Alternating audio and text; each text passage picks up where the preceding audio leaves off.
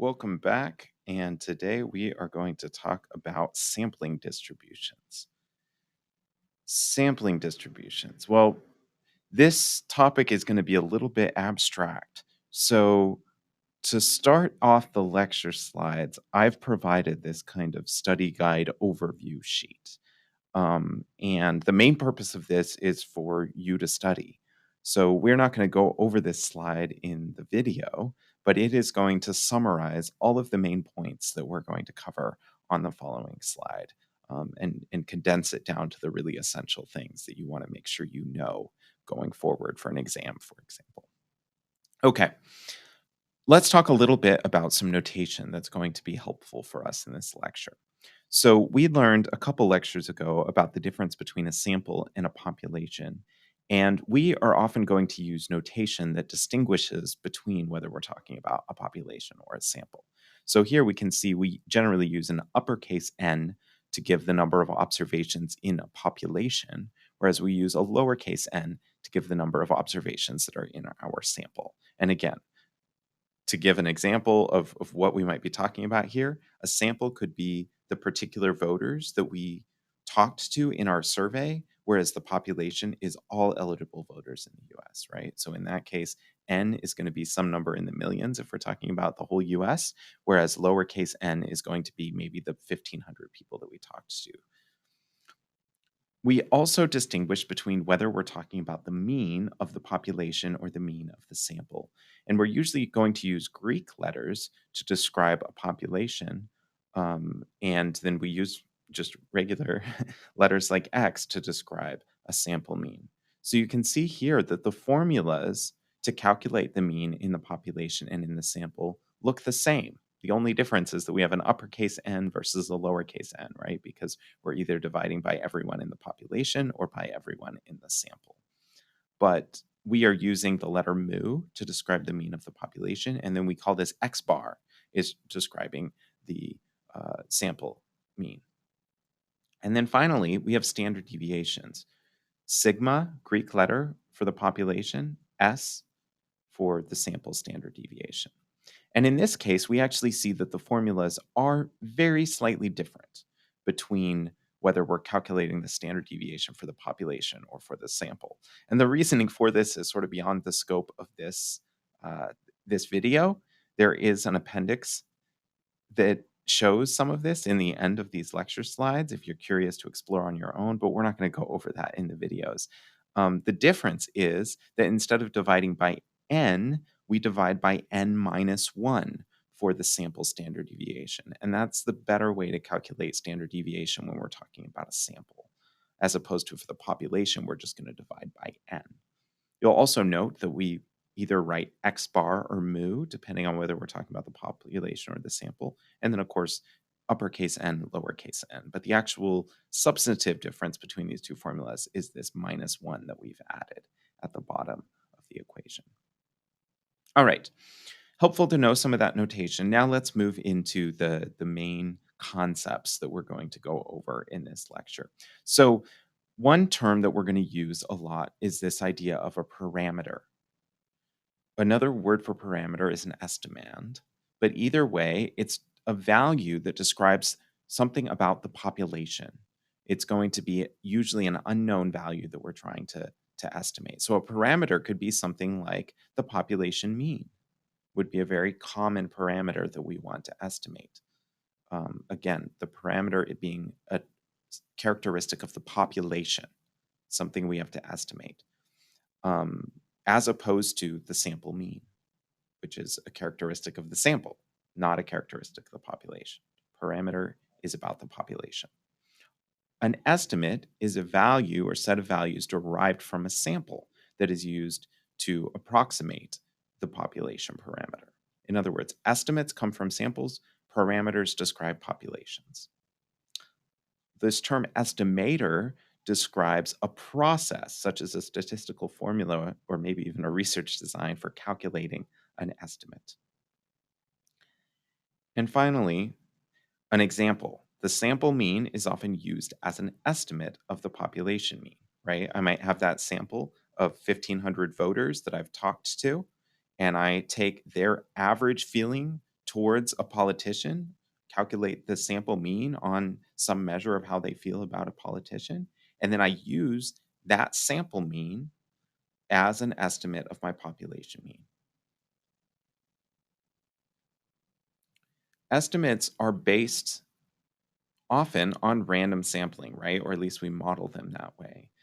If they are based on random sampling, then the value of our estimates that are coming from that sample are going to be random variables. So they're going to have probability distributions like we talked about last week. There's an example at the end of these slides that I'll make another video on that's going to help to flesh this out. But we can think just very briefly for now about what if we want to figure out how satisfied the typical customer is. We can randomly select a few clients to speak to and then use that sample mean level of satisfaction as our estimate of the population mean satisfaction. In other words, how satisfied all of the customers are based on the sample of a few customers or clients that we spoke to. If we'd selected different clients, we probably would have gotten a slightly different answer, a slightly different sample mean, or a different estimate of the population mean. That's what we mean when we say there's a probability distribution. Depending on who gets selected randomly into our sample, we'll get a slightly different estimate. So, as a thought experiment, we can imagine repeating this process of collecting a sample over and over and over again and getting a new mean estimate each time. If we were to make a histogram of all the different mean estimates we obtained, if we repeated this many, many, many times, we would see what the probability distribution for our mean estimate looks like. And again, in the next video, we'll see this example, which will maybe make this a little bit clearer. So, with that in mind, the idea that we can have as a thought experiment, recollecting our samples several different times, we're going to introduce the concept of a standard error. And the standard error is going to help us address several questions. Questions like, when I use a sample to estimate a population parameter, can I say anything about how accurate or precise I think my estimate is? Another question we might ask is, well, all else equal, I know that a bigger sample is going to give me more precision in my estimates. But how can I describe how much more precision? How can I quantify the additional level of precision that I'm getting when I move to a bigger sample? Finally, we can talk about maybe we don't want to just have a single estimate of what we think is going on in the population. We want to give a range of plausible values. Be able to make a statement like the population mean probably lies somewhere between 4.2 and 4.8. How can I do that? Well, a standard error is going to help us address all of these questions. Again, as we said, estimates that are based on random sampling or other random processes are going to have probability distributions. We call the probability distribution for an estimate a sampling distribution. So this is a special name that we give a probability distribution that's describing an estimate that we got out of all the possible estimates that it could have been, which is what the sampling distribution refers to. The standard error is simply the standard deviation of that sampling distribution. So this is the formal definition, standard error. Standard error refers to the standard deviation of a sampling distribution. The reason I didn't start with this definition is that there's a lot of jargon in there. It's maybe a little bit hard to follow. So we're going to have some additional explanation of what this is. One way to think about what the standard error is it's the typical distance between an estimate and the true parameter value if we were to repeat the process of collecting a sample many, many times. In the real world, we're not going to collect samples again and again and again. It's just a thought experiment. If we were to do that several times, what would be the range of different answers that we're getting? What would be the standard deviation of that distribution of different answers that we get? One way we can think about using this, the standard error, the typical distance between an estimate and the actual truth, the true parameter value, comes from thinking about, again, political polling. One of my favorite sources to listen to or read from is Nate Silver at 538. And he often talks about, well, there's probably going to be some polling error the polls give us a good estimate of what's going to happen in the election, but we know that polls are not perfectly accurate. So he'll talk about in a typical election year, what is the typical miss? In other words, what is the typical distance between the polling estimate and the true election result? And he'll say something like, well, maybe in a typical year, the polls are off by about 4 points from what the final result is. That's what we're talking about when we say a standard error. In general, how far off is our estimate going to be from the truth? Now, the other thing that Nate Silver will say is that it's very difficult to try to predict which direction the polls are going to be wrong in, right? In other words, we're saying, yeah, we know that our estimation process is not 100% precise, but we can't tell you which way we're going to be wrong or if this is going to be a year when we're really, really accurate with our prediction versus a year where we're pretty far off, farther off than normal with our estimate. All we can do is say that in general, this process tends to be this precise. This estimation process is usually off by about 1 point, 2 points, something like that. Put differently, the standard error is a measure of how precise or how imprecise the estimation process is. And of course, how precise our estimates are going to be is going to depend on things like the sample size and how much variance there is in the population.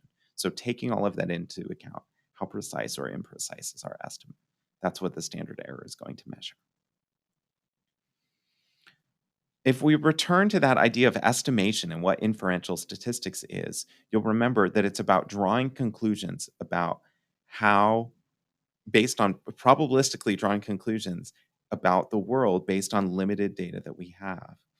And part of what we're focusing on here with standard errors is how we think that this estimation process is going to behave based on different assumptions we've made about the data generation process. In other words, how precise can we conclude that we are based on different assumptions we've made about our process for deriving an estimate? If you want to see a tangible example of what those kinds of assumptions can look like that you have to make in order to be able to draw a conclusion about what a standard error would be, you can check out the appendix of this lecture. There's also going to be in the appendix a discussion of how do you decide what is a good estimation process? And maybe sometimes there's multiple estimation processes that you could use. How do you decide which one is better for that particular case? But for now, we're not going to worry too much about these assumptions. We're just going to note that we have to make assumptions about how the data is generated in order to be able to figure out what the standard error is. So again, let's return to that example of using a sample mean to estimate a population mean. If we are in that case using a sample mean to estimate a population mean, we have a standard formula that we can use for what the standard error will be. In other words, how far off our sample mean tends to be from the population mean in a typical case. We're having to make some assumptions in order to be able to get to this conclusion, to this equation. But it's a pretty standard equation that we could use that is a good equation usually as long as we have a random sample or something similar to a random sample. So a couple things about this equation. So first of all, this on the left side of the equation represents the standard error, the standard deviation of our sampling distribution, or all the possible estimates we could have gotten if we repeat this process again and again. The reason we use this notation is that the standard error is the standard deviation of our sampling distribution, and we can think about that being the sampling distribution or of the probability distribution for all the different values we could have gotten for the sample mean, right? X bar is our sample mean, so it's the standard deviation of the sample mean. In other words, it is our standard error. So that's why we use that notation there. You'll notice that on the right side of the equation, we have the standard deviation of x, and then we also have the sample size here at the bottom.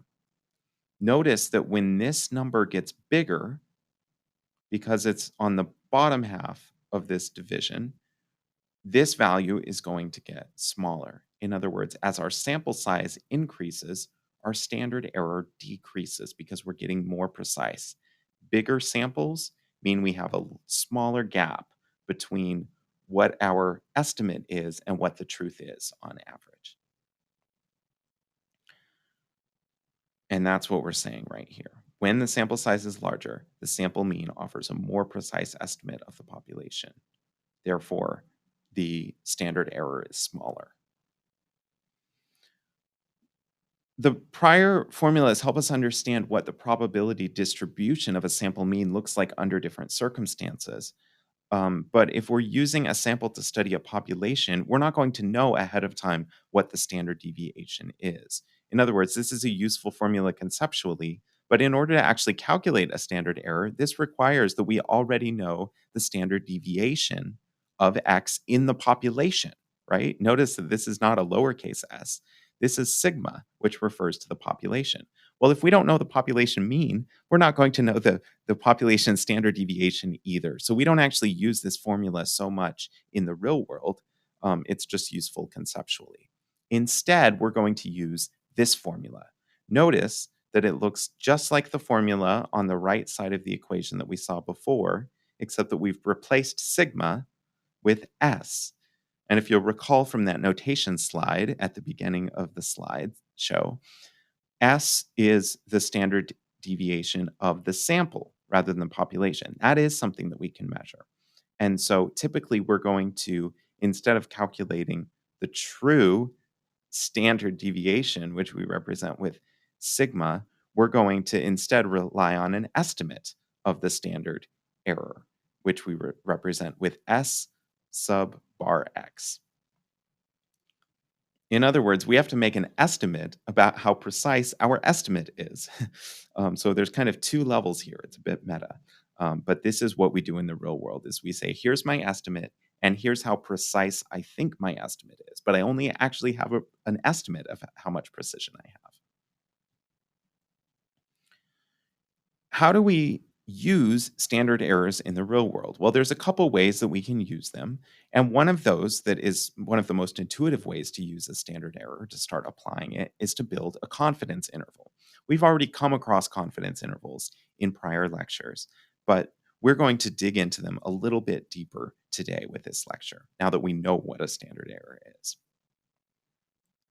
So again, going to that example of estimating the population mean based on a sample mean, technically, to create a confidence interval in this case, we should use something called the t-distribution, which we'll cover in just a moment. The t-distribution in particular is going to work better if we have a small sample. But if we have a large sample, we can get by using the normal distribution, which we've already learned about. The reason we can use the normal distribution is because of something called the central limit theorem, which is explained in the textbook for this course. But we're not going to go over that right now, just to note that this is the reason. There's a theorem that allows us to use the normal distribution if we have a large sample. You'll recall from our discussion of the normal distribution that one of the things about the normal curve or the normal distribution that's always true is that 95% of the data is expected to fall within 2 standard deviations of the mean.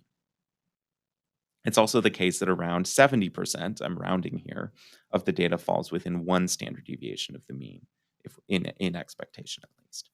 So based on these rules, we can construct principles for how we might build a confidence interval. A 95% confidence interval for what the population mean is going to start from what the sample mean is, and then we're going to add and subtract 2 times the standard error, our estimate of the standard error.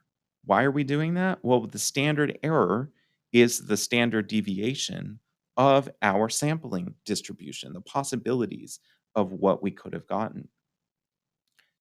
We said here in our second bullet point that that sampling distribution, all these possibilities for what we could have gotten, is going to follow a normal curve or look like a normal distribution.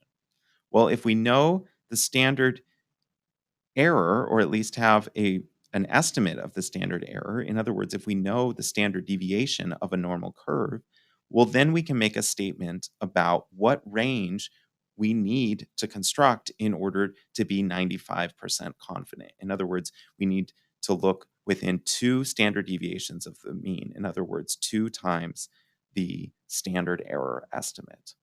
And as long as we go out 2 standard errors in either direction from our initial estimate, we've hit the thresholds to create a 95% confidence interval. We can follow the same principle for a 70% confidence interval, although in the real world, I don't see too many people actually creating 70% confidence intervals. 95% confidence intervals are generally our default standard. But sometimes I might see people create a 99% confidence interval, a 90% confidence interval, even an 80% confidence interval. And with computers, it's very easy to create confidence intervals at other thresholds as well. You just have to change this number. Instead of using 2, we have to use something that meets that threshold. And a computer can easily figure out what that number should be. So why do we need the student's t distribution? I noted that this is going to be useful when we have small samples.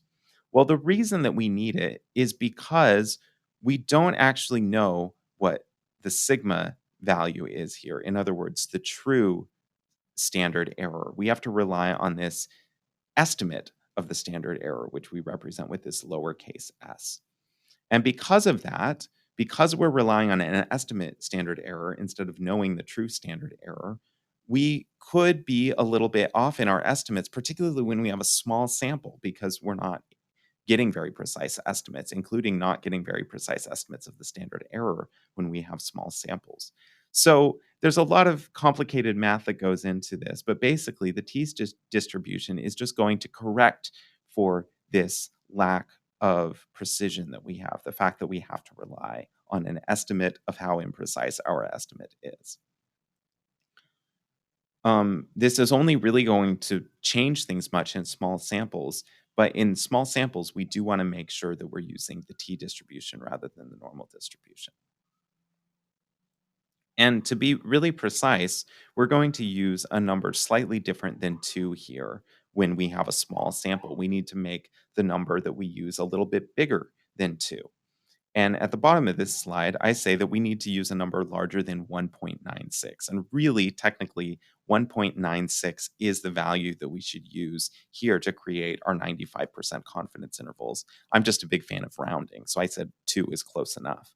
But 1.96 would be the precise value. And when we use the t distribution with a small sample, we're going to get a bigger number, maybe something like 2.5 or something like that. We need to make the range a little bit wider to account for the fact that with a really small sample, we get extra imprecision in our estimates. So how do we figure out what number to use instead of 2? Well, the student's t distribution is a distribution that statisticians have discovered that specifically addresses this problem. The student's t distribution is going to look a lot like the normal distribution, except the exact shape of the tails in particular is going to depend on the sample size. 95% of the area under the standard normal distribution is within 1.96 units of the mean, which usually we just round to 2 in this class. With the t distribution, when the sample size is small, we'll have to go more units away from the mean. Like I said, we might have to go out to even something like 2.5 to get to 95% of the data. So this is from Wikipedia, a depiction of what the t distribution looks like depending on our sample size. So you can see that when the sample size is infinity, we have this black line, which is equivalent to the normal distribution, the standard normal distribution. In other words, the normal distribution with a mean of 0 and a standard deviation of 1. But when we have really small sample sizes, you're going to see that the tails are much fatter. We have a lot more outliers in the student's t distribution than we do in the normal distribution.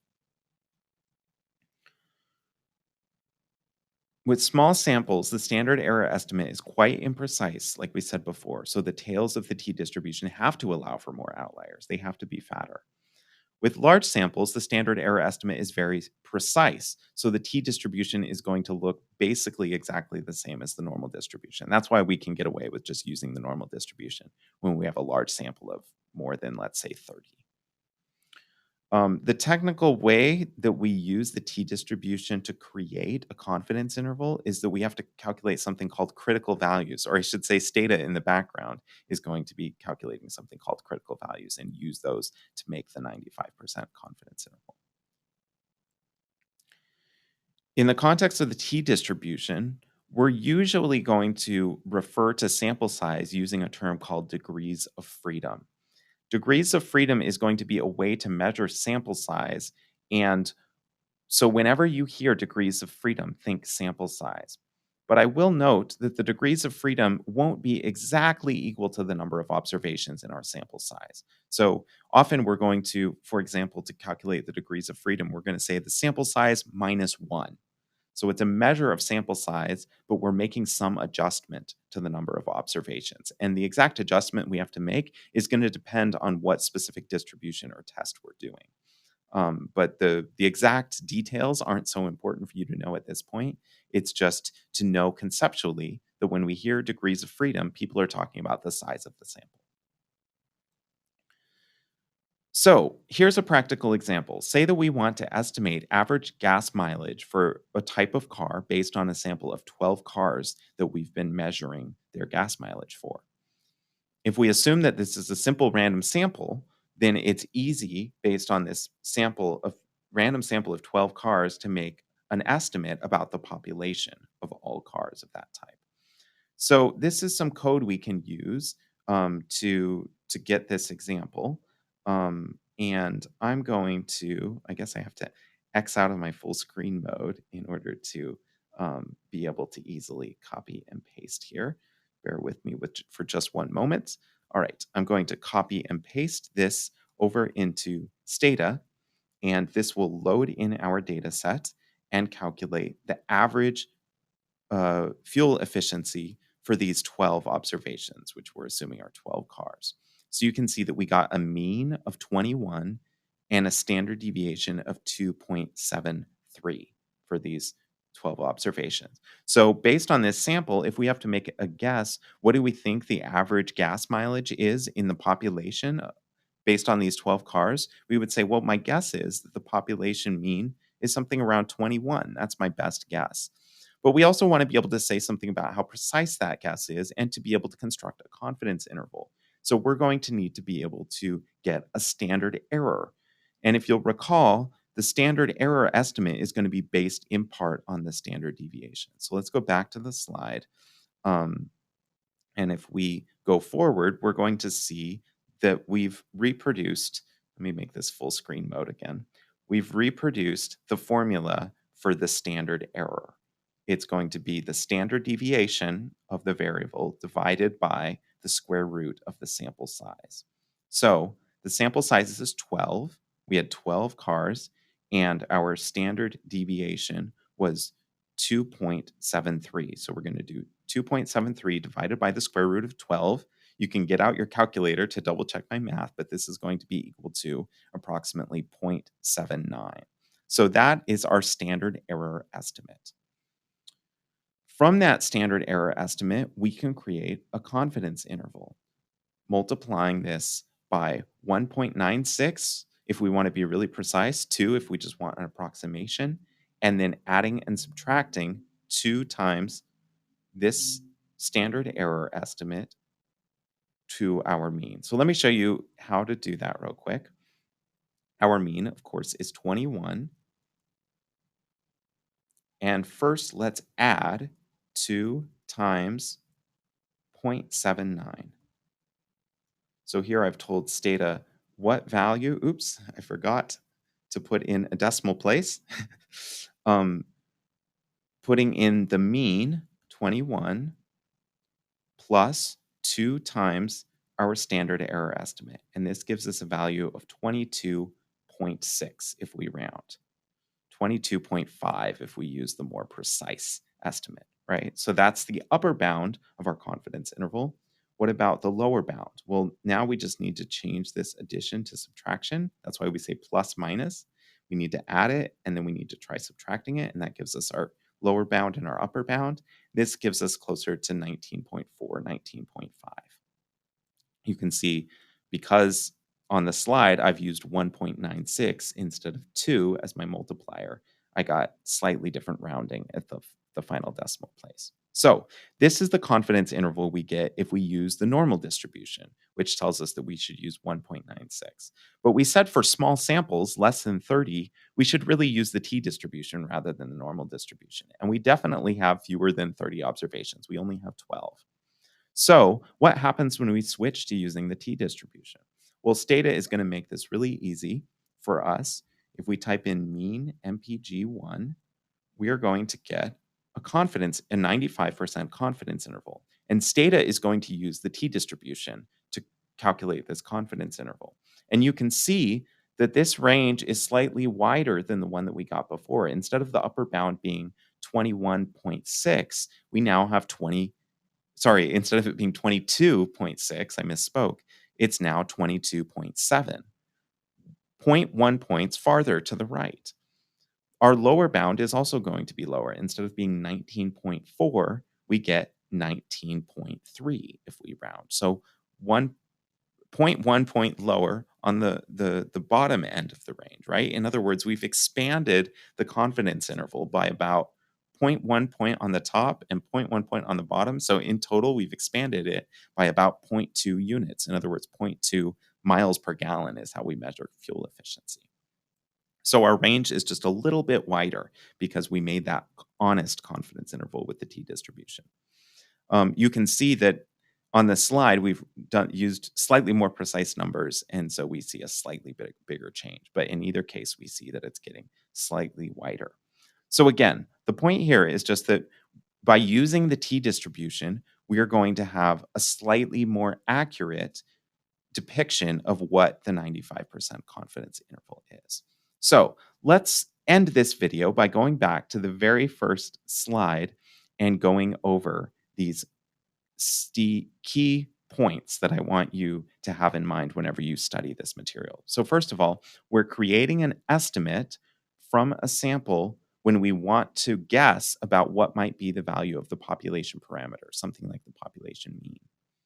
The standard error is going to tell us how precise our estimate is in these cases, a smaller standard error indicating greater precision.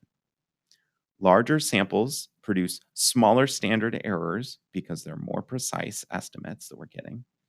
Degrees of freedom describes what our sample size is.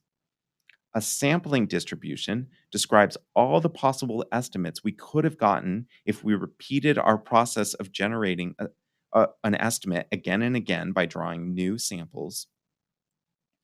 A confidence interval tells us about a likely range for a parameter in the population. And finally, when we have a small sample, it's important to use a t-distribution rather than the normal distribution to create confidence intervals. And most software is going to automatically do this for us. But that's why we have this distribution, the t-distribution, is to be able to make sure that we can get accurate confidence intervals with small sample sizes. All right. This was a rather abstract set of topics. And like I said, the next video will go over an example. But now you know something about sampling distributions and how we can talk about how precise our estimates are that we often create in statistics.